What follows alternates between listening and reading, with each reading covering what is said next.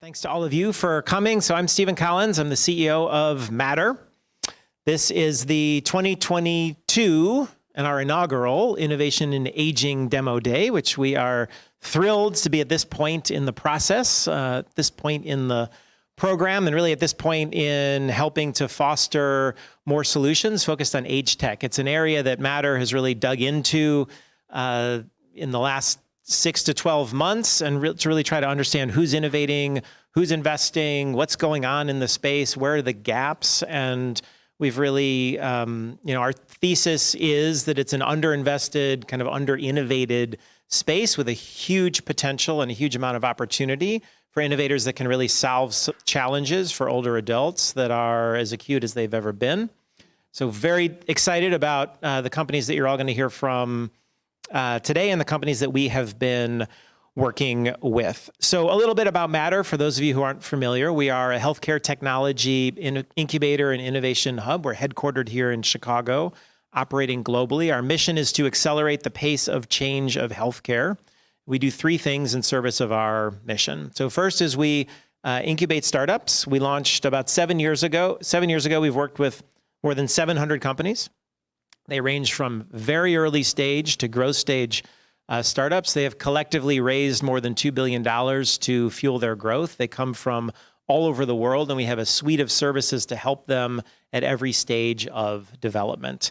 Second, we work with large organizations such as health systems, insurance companies, life sciences companies, and we help them innovate better. We will help them find value in emerging technology solutions. We'll help them unlock the value of their internal innovators. We have some insights capabilities to help them understand the market better.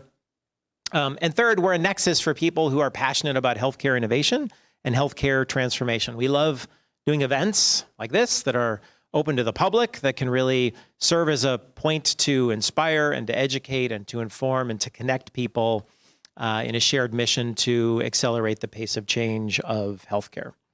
So this accelerator we produced together with support from the RRF Foundation for Aging, which is dedicated to improving the quality of life of older adults.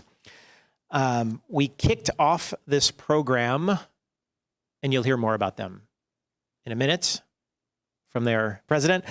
We kicked off this program about 8 months ago with a series of roundtables where we gathered thought leaders in the space to really help us understand what are the challenges facing older adults, and therefore where are the opportunities and how can we shape this program to achieve the kind of maximum impact, the maximum effect of fostering and advancing entrepreneurship that can really support the needs of older adults. I know a number of the participants in those early forums I know are with us today, so thank you very much for your participation in helping shape this program. Special thanks as well to Mary O'Donnell, to Amy Eisenstein from the RRF Foundation for Aging, and Tom Kuzmarski, who serves on the foundation's board and has been truly instrumental in developing and framing our partnership and developing and framing this program.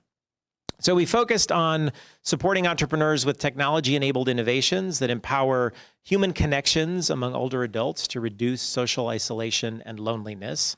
We received applications from around the world. We selected 9 companies that you'll hear from today. Those teams all participated in an 8-week accelerator program. It included peer interactions, individualized mentorship, a custom curriculum. Each of the companies also received a 6-month membership to Matter for ongoing support for their solutions. And in a few minutes, we're going to hear some rapid fire pitches from each of the teams about their solutions. Earlier today, in a closed door session, each team shared an extended presentation with a panel of judges who are wrapping up their deliberations now. The winners will receive a total of $50,000, and we'll be announcing the winners at the conclusion of this program. But first, I would like to introduce Mary O'Donnell, who's the president of the RRF Foundation for Aging. She joined the foundation in 2009. She has served as a program officer, a senior program officer, and a vice president before assuming the top job. Has been a wonderful partner for us, and please join me in welcoming Mary.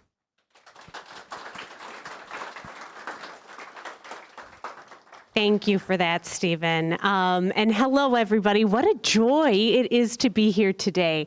I'm still sort of new at re-entering into in-person events like this, so it just gets me really excited when they actually happen. Thank you to all of you for coming. As Stephen said, my name is Mary O'Donnell. I'm president of RRF Foundation for Aging.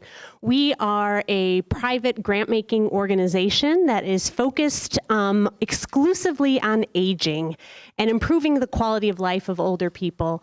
And we're really proud to have that laser focus. We're actually one of only a handful of private foundations across the country that's exclusively devoted to aging and older people. We're trying to change that, though, and bring others into the fold one by one by one. And have been delighted to be able to partner with Matter, Stephen and his fabulous team, on what I will say is kind of a new venture for us, focused on accelerating innovation in aging through tech-based solutions that can address social isolation and loneliness. Social isolation and loneliness, or what we even prefer to say is trying to, on the flip side of that, build meaningful connections, is one of the 4 priority areas that the foundation has. In addition to meaningful connections, we're trying to improve the quality of life of older people by advancing affordable and supportive housing, by improving supports for family caregivers, and by achieving economic security for all older people. And we feel that all 4 of those priority areas, when you look at them together, and of course many of them overlap, can really fulfill the goal of being sure that all older people can live where they want to, how they want to, for as long as possible. This new venture that Stephen just described, the Accelerating Innovation in Aging program, is new for us in terms of wanting to recognize that technology is actually a really powerful cross-cutting theme across all 4 of those areas. And we felt that it was particularly relevant for the work in social isolation and loneliness, and that often even intergenerational solutions that engage technology can be another interesting way to help us achieve our goals. So we have been learning alongside our partners and are so thrilled to have you have an opportunity to hear and learn from the companies today, which really represent a new threshold for being able to see how technology can be leveraged as a practical tool to improve the quality of life of older people, and all that can be done. We think that in terms of technology and aging, there has been too much of a silo or a gulf between those two. And one of the things that we're hoping to do, and that we certainly have seen from each of these companies that you'll hear from later today, is that they're breaking down that silo. Aging and technology are not disparate things. Aging and technology, increasingly, as Colin and his team have helped us learn, are forging a new horizon that we think we can all tap into together. So I'm going to stop because I now have the opportunity to hand it back over to Stephen, and we're going to carry on with what should be a really exciting afternoon. Thank you all for being here.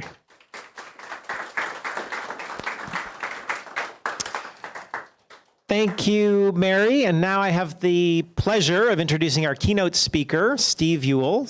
Steve is the executive director of the Consumer Technology Association Foundation, which is a charitable foundation with the mission of linking older adults and people with disabilities with technology that enhance their lives.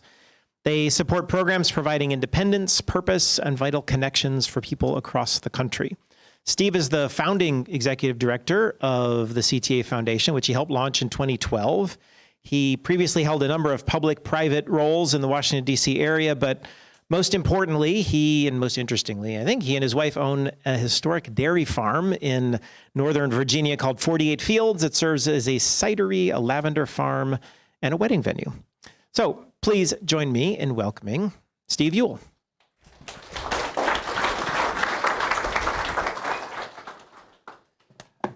Great. Thank you so much, Stephen. And it's a real pleasure to be here. I promise you I'm not going to be talking about a wedding venue too long.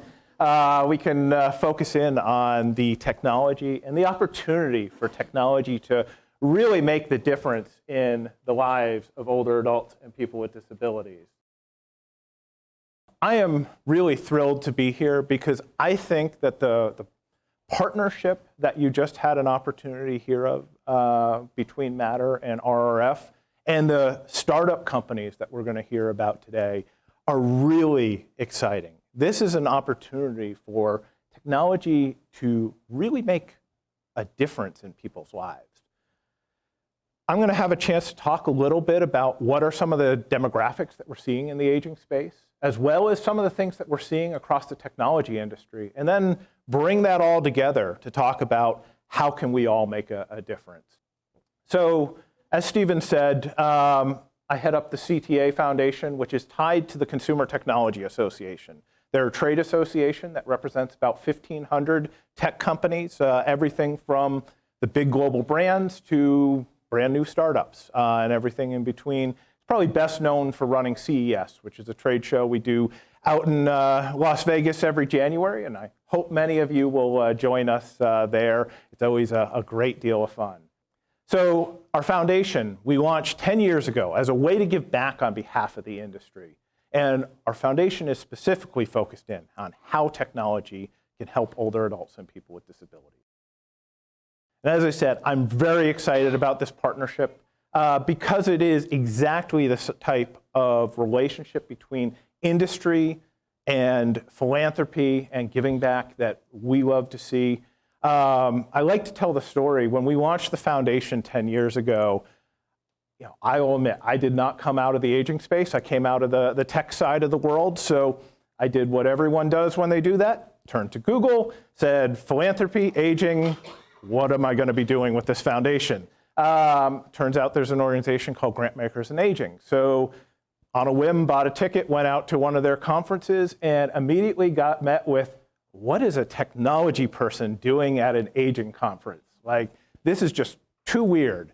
Luckily, there was one person there. There were a couple people, but one in particular, Mary O'Donnell, who welcomed me into the fold, and we've continued to push and bring more foundations into this space, where now it's no longer a question of what is technology doing at an aging conference? It's what more can technology be doing at an aging conference? So that is an incredible opportunity. We're now co-funding with RRF Foundation and Next 50 Initiative out in Denver, a collaborative with GIA to get more foundations engaged in the technology space for aging. So going into some of the demographics and looking around the room, I know there's a number of people who probably can recite all these stats far better than I can, but essentially, good news. Many of us are living a lot longer. That's great news. There's challenges that come with that, though. We have what was traditionally the age pyramid, where you had a solid base of many younger people supporting the older adults as they were aging. Well, now we're turning into a little bit more of an age pillar, where there's not as many of the younger people. You look at the ratio of potential caregivers that are serving the older adult population. We were up around 7 caregivers per older adult. We're heading in the direction of being around 3. So that is a major challenge as we look at how we age. We also recently passed where there's now more people worldwide age 65 and older than there are under the age of 5. And this is a trend that we're predicting is going to continue moving forward. So once again, we need to look at addressing the needs of the older population. I also want to just throw in a slide about the other half of our mission, which is focused on the disability community. Because there's more than 1 billion people worldwide that have some form of disability. And it turns out, if you build accessible products, if you build products that will work well for someone who's losing their vision, losing their hearing, their mobility, turns out you're going to reach a lot of older adults at the same time. Once again, just expanding that market that you have the opportunity to reach as you're developing technology in this space. We look at one of the statistics the Kaiser Family Foundation put out before the pandemic was that 22% of Americans often or always felt lonely. That was pre-pandemic. You can only imagine what that statistic looks like today as we've all had to go through experiences of being separated during the pandemic. And then, loneliness has been compared, and this is a stat I know a lot of people see thrown around, but compared to smoking 15 cigarettes a day, compared to obesity, lack of physical activity, and that leads to a 29% increase in mortality across all causes and 50% increase in cases of dementia. So we at the CTA Foundation look at ways that we can address some of these challenges. And we do it around 3 primary pillars, one of which is convening. It's bringing together the right people in the room, getting them together, having the right kinds of conversations. It's promoting the innovation. It's doing things like these pitch contests that can have the opportunity to be that carrot that drives the next generation of entrepreneurs, as well as the giant companies that are working in this space to understand the opportunities that exist with addressing the aging population. And last is funding, supporting both the companies, but also the nonprofits and others that can use this type of technology. And once again, that is why I'm so excited to be here, because I think this event hits all 3 of those pillars. I also have been talking about aging, and there's a lot of scary stats in there. There's not enough caregivers to take care of us. There's a lot of the challenges as people lose mobility and other spaces in aging. But the truth is, aging is a positive story. It's not a scary story. Technology is not a tool that replaces the people in the system of aging. Technology is a tool that augments the people in the space of aging. So this is an opportunity for us to tell a good story, opportunity to help people live independently, help people stay connected. And whether it is getting people through transportation technology to get together, or building a virtual world where people can connect from the comfort of their own homes, I see really good opportunities and positive stories. Joe Coughlin, who many of you know from MIT's Age Lab, released a book a few years ago. And I like to highlight this because it's an opportunity not just to say we're doing good work by helping people. It's not just charitable work, although I'm certainly a foundation and focused on the charity of it. There's a business case here as well. He points out that by 2030, there will be more than 1 billion people worldwide, age 65 plus, that in the US alone, the 50 plus population had an $8 trillion mark of economic activity in 2015. And the 50 plus population makes up 70% of spending power in the US. So once again, there's a business case here. It's not just charitable, although I'd always like to say I'm doing it for doing good for people. There's an opportunity to do well as you're doing good. So now I want to shift a little bit to the technology industry. So as we look at the US consumer technology space, this is a $500 billion industry. And when we look at this, essentially, this breaks down different categories of the industry based on install base. What I'd like to say is, you'll notice on here, there's no age tech on here.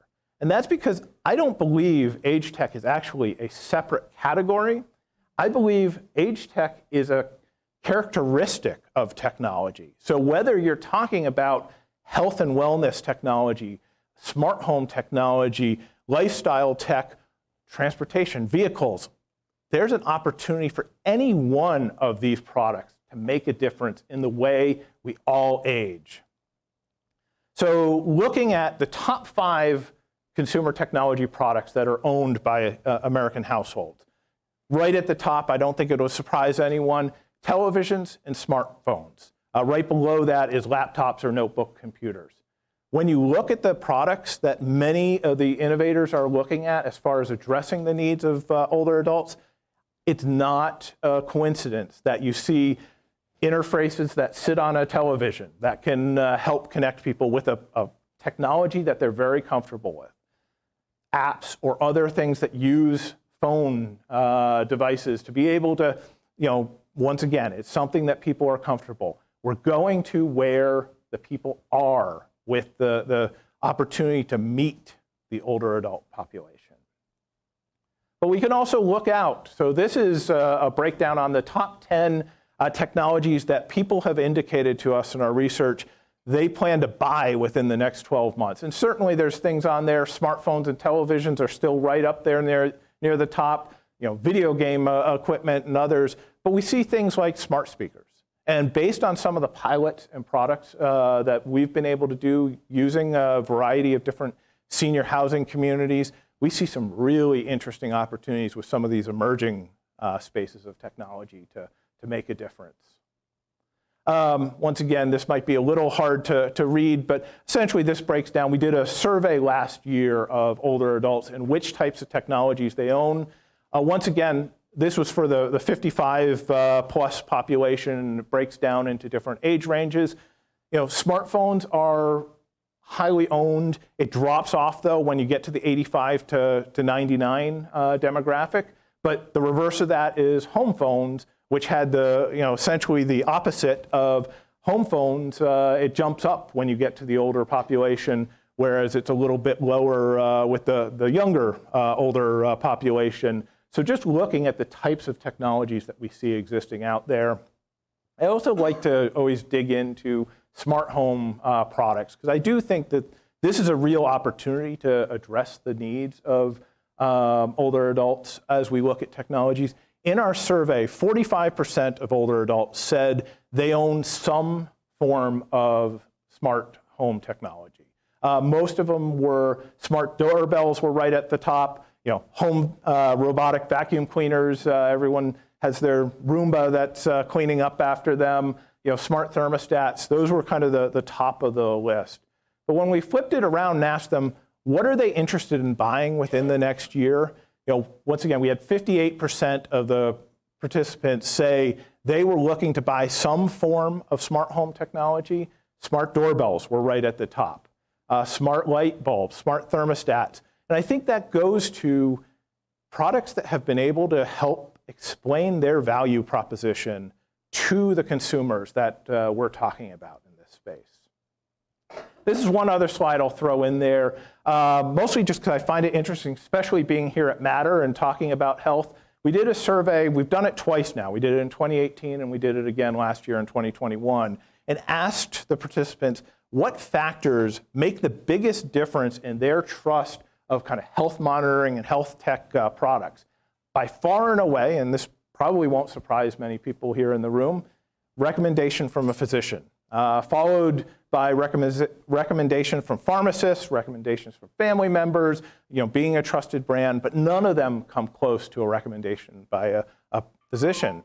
The challenge that we see there is, as we talk to the medical community, many of them are telling us they don't have the time to stay up on what is the latest consumer technology products that they should be recommending. So there's a challenge there for someone to address with either how do we help the doctor and medical community better understand what products are out there, have the awareness of what's out there to address the needs of their patients as they talk to them, or what is the product that can kind of fill that need and serve to be that trusted source that can help people be comfortable with the different types of technologies that are out there. So I want to, this is the last slide, but I want to kind of build off all this. I threw a bunch of statistics at all of you. So I want to kind of take that and figure out what can we do? What can we do as we look at using this trends in aging, using these trends in technology and industry, and how can we really bring that to market and make a difference to a whole lot of people? Because I do recognize that there's challenges here. There are issues that technology needs to help address. But that's also opportunities. That's an opportunity for you, whether you're an entrepreneur here in the room, an investor, researcher, whatever your background. This is your chance to help find those challenges and figure out, how can I make a difference in that consumer's life? Because it's a positive story once again. It's an opportunity for us. The other thing I want to point out is we're going to hear from a lot of really incredible startups here today. And actually, this is one of the things I love most about my job, is having a chance to hear from these young innovators. But I'll tell you, it's not just the startups that are paying attention to this space. we're seeing the Apples, the Amazons, the Samsungs, the IBMs of the world. They're all investing in the aging space. Some of them are a little more public about it than others. Some technology companies are not always the right out there with all their big plans, but they all recognize the market opportunity. And so that's one where I'd encourage you, if they're all looking at this space, there's a real opportunity for you as you all look at this space as well. As you're looking at building products and as you're looking at taking advantage of some of these trends, one of the things I'd recommend is make sure you engage the older population in what you're designing and building. I so often hear from a startup company that comes to me and they're like, I have solved the aging issues, no problem from here on out. And I say, that's great, tell me about your product and who have you tested it on? Well, my grandma loves it. And based on that, I know this is going to just take over the market. And that's great. That may be a solution, but we need to test it a little bit further. We need to get a broader audience. There are so many different communities out there, senior centers, different advocacy organizations that are very interested in engaging and touching the different types of technologies, getting it into older adults' hands so they can provide the feedback and also tell you, are you actually solving the right problem? Do you know the issue that the older adults are trying to address? Because if you don't know the issue they're trying to address, you're never going to be able to convince them to become your customer. And then that leads us to the next piece. It's finding that value proposition. As you approach an older adult, whether it's them directly, whether it's caregivers, find that value proposition. Why should they spend the time learning to use your piece of technology? What difference is it going to make in their lives? Because if you could tell them that, if you're able to justify why, I've found you can overcome all kinds of hesitancy in technology. But often people are just like, oh no, it's the new shiny thing, and therefore you should just buy it. And I've found that really engaging and sharing that value proposition makes a world of difference. I'll also say, look at the partners out there. We're seeing the retail community get very interested in the aging space, whether it's the big, the Amazons and the Best Buys of the world that are starting to look at the aging market, but also you probably overlook the installers and the integrators that are out there. These are people that most of them are small businesses, and there's thousands of them across the country. Everyone thinks about them when they're, if you're putting in a high-end home theater system in your home. Well, it turns out they're getting very interested in the aging in place space because, yeah, it's not as big of a job as putting in a whole home theater system, but there's an opportunity for them to work with a lot of different customers. And I'll tell you, the installers that are out there, these people are geniuses at meeting with customers, learning about what their issues are and what they're trying to solve, and then taking all different pieces of technology and pulling it together into an integrated ecosystem that works well for that customer. So if you're able to engage with those installers, that's an opportunity for you to suddenly be part of their toolkit as they're trying to solve the needs of older adults. So I highly encourage, it's challenging because there's not one central source to go to and reach the whole country, but if you can start proving that out with some of your local installers, it can go a long way to proving out where you're going from there on out. So just last point, because I know I'm running out of time, as we look at the people in the room here, whether you're innovators and entrepreneurs, whether you're investors, whether you're philanthropists, whether you're older adults, I just point out none of those are mutually exclusive. So get out there and make a difference in people's lives. Thank you so much for having me, and I look forward to some great pitches.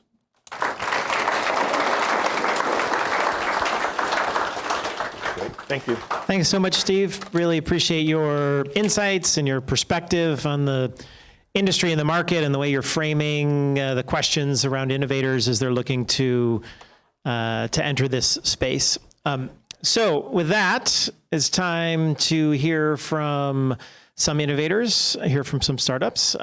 I would like to introduce my colleague, Katie Costco, who will be the MC for the program. She's been working hand in glove with the RRF Foundation for Aging, leading this program, and she will MC the rest of it, make sure we're on track and on time. And Katie Costco, thank you so much.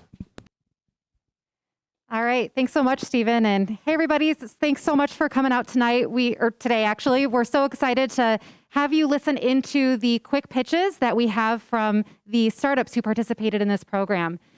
So you will hear pitches that are running 2 minutes in length. We have a couple joining us here today at Matter. So with that, I'd love to introduce the first presenter, Connect Care Hero. Hi everyone, I'm Osvaldo. I'm the founder of Connect Your Hero, and we're creating environments for communities to drive these engagements. We have a digital engagement platform where we help use culturally relevant content to keep older adults socially connected and designed to improve health outcomes. So not only do we have things like health and fitness, but we also have things that are more culturally relevant for brown and black older adults in these communities. We have over 20 unique categories of programming that they have access to. They're all evidence-based. They have messaging behind them to help them improve their wellness. They also come in 9 different languages as well. And we refresh content for these communities and these older adults weekly. So they also have content they can keep staying engaged with and help improve their health outcomes. So thank you so much, everyone. That's Connect Your Hero. Good afternoon. My name is Cameron Graham. I'm the founder of Story, and we help people store precious memories with just a phone call. So a large proportion of seniors suffer from depression, isolation, and loneliness. And it's been proven that this can lead to higher instances of strokes, heart disease, and dementia, as we heard earlier. Our hypothesis is that by taking care of people mentally and emotionally through reminiscence and improved family connectivity, we can have a positive impact on physical health too. We do this using Story. So we help people record life stories over the phone. How do we do this? After 6 years of experience building an easy-to-use electronic health record for nursing homes, we know how important practicalities are with technology for older adults. We didn't want to create another app built for seniors. We wanted to build something that everyone could actually use that is scalable. You can use Story with just a landline phone, and that's really important. No Wi-Fi or smartphone is needed. To get started, a Story subscription is purchased either by a relative, a health plan, or a care provider. The individual will then start to receive automated life story phone calls with curated question prompts about their life. Users can speak for up to 10 minutes, and their answers are instantly stored to a unique profile alongside a full transcription of the recording. If a loved one is connected to this profile, they'll receive an instant text update that a new life story has been recorded. So we're making life story recording easy, practical, and fun. Right now, we have about 1,000 people doing calls on a weekly basis right now, a mixture of beta testing and paid. We're seeing that families are much more likely to call their loved ones right after a life story recording has been completed, and we're about to start a research study with the University of Connecticut. It's amazing seeing the different ways and sometimes unexpected ways that people are using our product. Just last week, we saw someone edit one of our questions about music preferences to their dad to say, "Dad, can you record yourself playing the guitar for 5 minutes?" which I think is really beautiful. So thank you very much for listening. Please visit our website at story.com. Thanks, Cameron. Next up, we have Logan Ray with Atlas. Hi, everyone. My name is Logan Ray, and I'm the founder and CEO of Atlas. So Atlas is, like Cameron's solution, is based on creating compelling life stories for individuals. And we have a strong belief that this can have a profound and positive outcome for not only the individual whose life story is being told, but for their entire friends and family group and community. So Atlas makes it easy to collect a person's life story by having a simple script to follow. Actually, you know what? Nope, still there. It makes it very simple to invite multiple contributors, so it distributes the labor of creating a life story amongst friends and family near and far. And this also yields what I believe to be a more compelling result in the end. So it's not only the person's own narrative, but the memories, photos, videos, and stories from folks scattered all around the globe. So again, in recap, we've just launched our MVP. It's our goal to make the easiest, most rewarding way to capture a life.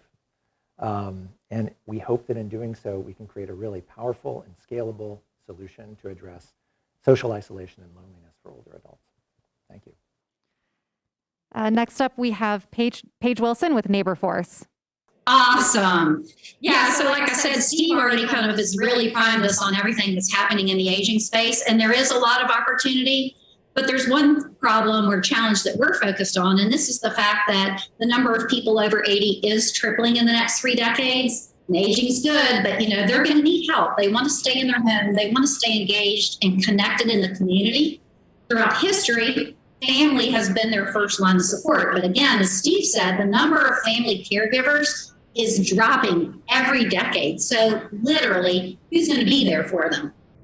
That's where NeighborForce comes in. We are leveraging the strength of community to create real human connections, not take them away. And we do this by connecting older adults and their family caregivers to a network of amazing community members we call neighbors, who are vetted and ready to step in and provide a friendly hand. These neighbors are part of the community. They're empty nesters, retirees, and people that are seeking purpose in their own lives. On average, they're in their mid-50s. They're almost like a son or a daughter. They're doing all those same little things we do. And so they're perfect for bridging the gap between independence and when you start needing a higher level of care. So all of these connections that we are creating are so meaningful. It could be playing Connect 4 with a 103-year-old. It could be helping a client stream the funeral of her sister on the iPad across the country. It could be bringing in a Valentine to a shut-in who said she hadn't had a Valentine in 15 years. Or it's helping a former chef who's now got macular degeneration safely make his favorite recipe. It could be a widow who's a neighbor who's lonely in her own life, going out and sharing a snow cone with a client. Or it could be as simple as taking a walk and just being present. That's what it's all about. It's intentional. It's intergenerational. It's important. And it's inspired by joy. Thank you very much. Thanks so much. Next up, we have Zug. So hi, everybody. I'm Yoav, co-founder and CEO of Zug, and joining you guys from Israel. Excited to be here. As you guys all know, in the past 2 years, grandparents have been isolated time and again due to the pandemic. And throughout then and since then, have tried desperately to connect with the children in their lives and not quite sure how to do so. The Zooms and the Skypes of the world simply don't solve for that because it's not entertaining, not engaging for the children. Bridging the communication gap between these two generations is not an easy task. Children, on the one hand, have the stimulation threshold that is very different than what I grew up with. And they get this from content. Their attention span has gone down dramatically. And grandparents, on the other side, are looking for meaningful ways to connect with their grandchildren. On the flip side, though, video communication became mainstream. And you do have this sudden adaptation towards video. And even businesses, educational systems, and grandparents got accustomed to using videos. We decided to merge content and communication into one and enable grandparents to literally become the stars of the show. And we're doing this, we're creating meaningful, fun, educational experiences that both sides can enjoy. Essentially what we do is we offer a library of content, and in that library of content, you actually, the content includes books and songs and jokes and greeting cards. And what you do is you actually get to become part of this. All you have to do is select what you want to read and click record, and you actually see yourself inside the story. And throughout your recording, we automatically change the backgrounds, the animations, the AR masks and filters, and other visual overlays. We also add soundtracks to it as well. And then you can share this asynchronously with anyone. The children on the other side don't actually have to download an app. They can view your recordings on any device at any given time. They can then request their next experiences, leave you video messages, or simply respond with emojis. And one of the beauties of this is that we're creating this family memory archive. So these stories are actually stored and saved forever. So these children can watch their grandparents tell them stories years to come, and even share it with their children one day. Since our launch, we've had over 30,000 people engage, create stories on our app. We've also recently partnered with Snap, becoming one of the only companies in the world that receive access to Snap's camera technology, and really enabling us to produce the best AR experiences out there. And yes, we've made grandparents into AR content creators for the first time.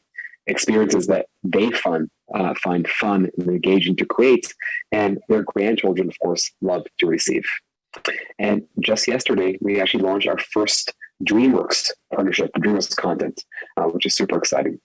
And as I said, we created Zoog so that even generations, oceans apart, we're able to bring families together and connect them through immersive storytelling.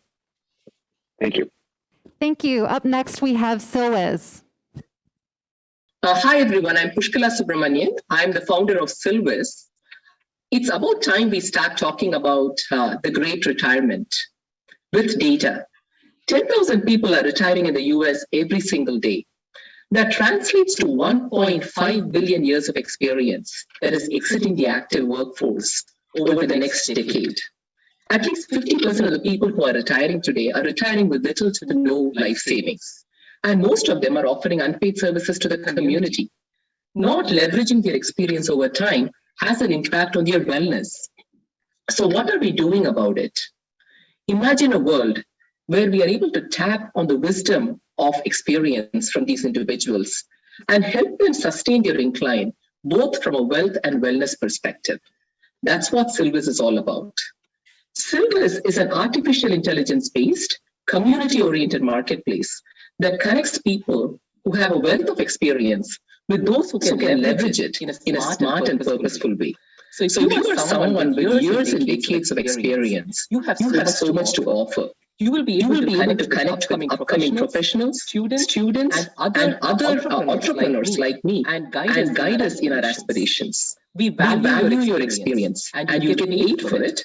And you also have an option to donate to an organization of your choice if you choose to do so. This is your opportunity to continue to grow, give back, and sustain your incline. This platform will also enable you to connect with others like you and discover and develop new interests. We call such experienced professionals as wizards to celebrate the skills and wisdom that comes with your experience. So let's say you are an upcoming professional, a student, or an entrepreneur. This is still the right place for you. We are able to provide smart, artificial intelligence-based algorithms that will connect you to the right wizard who will guide you as you shape your dreams and as you shoot for the stars. So please join Silwiz and experience the power and magic of smart and purposeful connections. Thank you. All right, next up we have Lightsprite. Hi everyone, I'm Swati Survey, Lightsprite founder and CEO.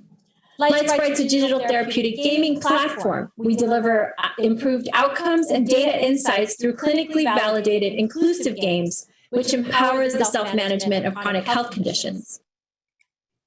Cinesprite, our clinically validated mental health video game, is a safe, fun self-help tool for all ages. Our clinical validation shows Cinesprite's symptom improvement translates into a person being active 2 more days each week. We also have several validated reimbursement pathways. Cinesprite's a choose-your-own-adventure game. It is based on Bandura's social cognitive theory, a commonly accepted framework by clinicians. Players play a series of mini games and learn a combination of evidence-based methods as they help Socks the Fox, the game's hero, become a Zen master. Players find Socks helpful on their healing journey. Socks is a peer that provides critical emotional support and empathetic care. Cinesprite has multi-generational appeal. We have profound impact on players of all ages and walks of life, including older adults.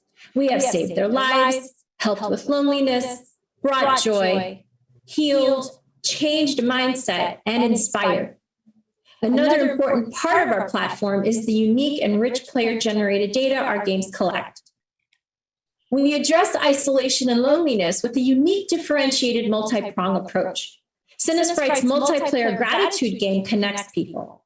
The game is also a proven way to learn skills to improve overall mental health. For these reasons, we won the 2020 AARP Gaming Challenge. Many organizations whose mission is to accelerate health innovations have recognized us. In particular, we are the first video game to win a U.S. Surgeon General Award and the only one recommended by clinicians and insurance companies today. I'd like to acknowledge the longstanding support and involvement from our strategic investors and look forward to welcoming Matter and the RRF Foundation into our family. Lightsprite gets people engaged. Engaged people get better faster. Thank you. Thanks so much, Swati. Next up, we have Amy Lee with Dance for Healing. All right. Hi, I'm Amy Lee, founder of Dance for Healing. We are a patent-pending AI telehealth platform that matches buddies for healthy habit building. We record it in live video classes. Imagine YouTube meets Zoom meets eHarmony for health buddies. Many of you have aging parents. Caregiving can be difficult. I know your pain because my mom cared for me during my stage 4 cancer. This is why I decided to dedicate my life using my extensive background in AI research and behavior design to help patients like me and elders like my mom. Many of us stuck at home, isolated and lonely. Music and dance not only increase social connections and happiness, reduce falling, dementia risk, and cardiovascular death. The U.S. care economy is $648 billion. There are 73,000 elder communities. We conducted 100 interviews. 90% loves our program. By 2026, we target to reach 5,000 elder community, starting with national chains like Bloodell, which we already are vendor, has 675 locations in 41 states, and also PACE program in community centers. Many exercise programs out there are difficult to stick with. Lack of buddy support and personalization. Our competitors, Silver Sneaker, reach 122 million annual revenue. I know we can do better with much more benefits. Our research-backed platform will match you to the most compatible buddy, creating bonding experiences and tailor to your individual's needs and desires. We started with Stanford Cancer Supported Care Program, achieved a net promoter score of 91. Most patients reported high anxiety and depression reduction by 80 to 100%. We were selected for NIH Applicant Assistance Program, now has a $1 million grant pending. Our minority grant just received a score of 36 and rated as excellent and likely to get funded. We also received 10 letters of support from organizations like Alzheimer's Association, Generation United, Institute on Aging. This will help us reach our long-term vision of insurance reimbursement and value-based care. Meanwhile, we're offering monthly subscription, start at $29. We're also working with PTAP for government procurement, targeting VA and HHS, which VA already giving $800,000 contract to our studios. Our diverse talent, including AI research, behavior design, Alzheimer's research, is so successful dance company before. We also have mentors and advisors from Stanford and Harvard. So join our movement. Let's dance our heart out to heal 100 million lives. Thanks, Amy. Next up, we have Charlene Nadalin with Intro. All right. I want you to close your eyes and picture a beloved older adult whose social life has changed or is non-existent, who experiences loneliness or boredom. Maybe it's a parent or an in-law, perhaps a grandparent. How does he or she spend their days? What does that loneliness and boredom feel like? Do you have that image? Good. How does that make you feel? Perhaps sad, helpless, heartbroken? Now imagine a world where that same loved one is thriving, living life, meeting people, making new friends in the community, enjoying events and social activities, and easily accessing resources. Imagine their laughter, happiness, and energy. That's what the Intro platform provides for older adults. Meaningful, platonic connections, social activities to enjoy in person or online, within their own communities, and a marketplace of resources. Now, let's talk about you.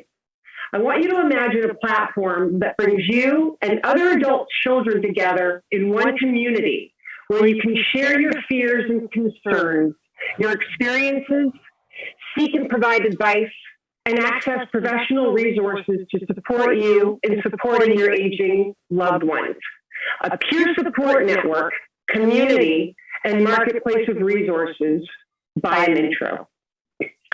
Whether you're an adult 50 plus seeking meaningful friendships and social activities to enjoy, or are the adult child of an aging person and need peer support and resources, Mintro's digital solutions make meaningful connections that contribute to reduced social isolation of older adults. I'm Charlene Nadlin, the founder of Mintro, and our motto says it all: make friends, live life. Thank you. All right. So I want to give a really big thank you to all of our partners and collaborators. Without you, this program would not have been possible.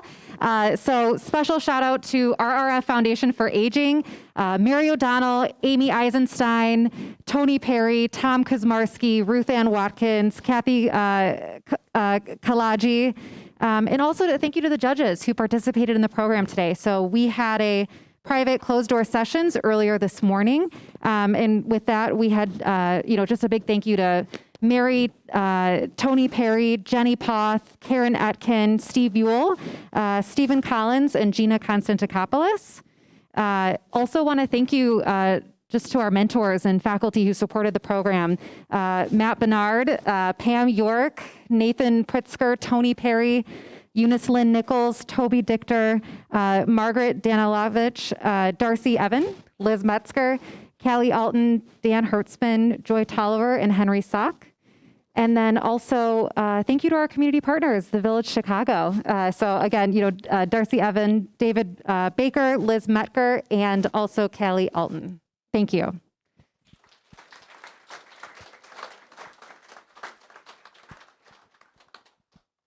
All right, thank you, Katie. Thanks to everybody. And I'm now my pleasure to announce the winners. So as you recall, we have 4 winners. We'll have 3 runners-up who will each get $10,000, and then the grand prize winner who will get $20,000. So our first runner-up is from Israel, is Zug.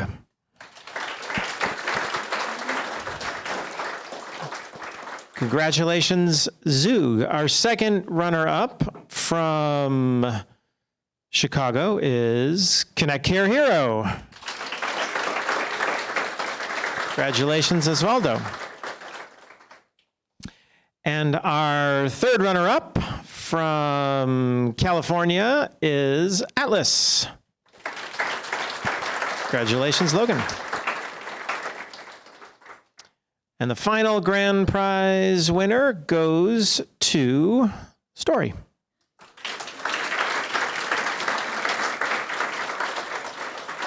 Congratulations to our winners, and thank you to all of you for joining us today. Thank you to all of the companies who spent time with us today. And with that, I hope you all enjoy the rest of your day.